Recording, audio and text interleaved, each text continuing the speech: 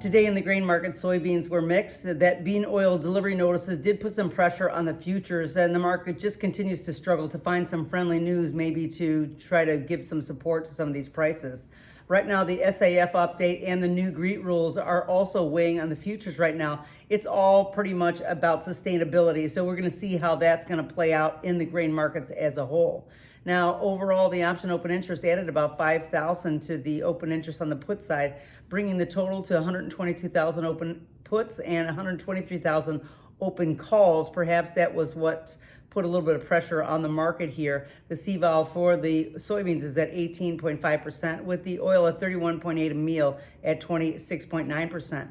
Corn was firm today. That updated SAF rule, which is the sustainable fuel, the aviation fuel, is it did offer a little bit of support in the market right now. That July futures were up 2 3/4. We got up to 449.5, so we're still staying around that 450 mark, kind of moving sideways in that same channel since March 1st.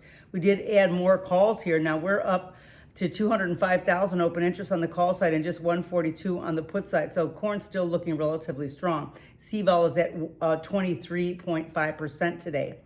Now wheat was down yet again. That market correction is continuing. It seems that the farmers are just actively selling because, we haven't seen these prices really since last February.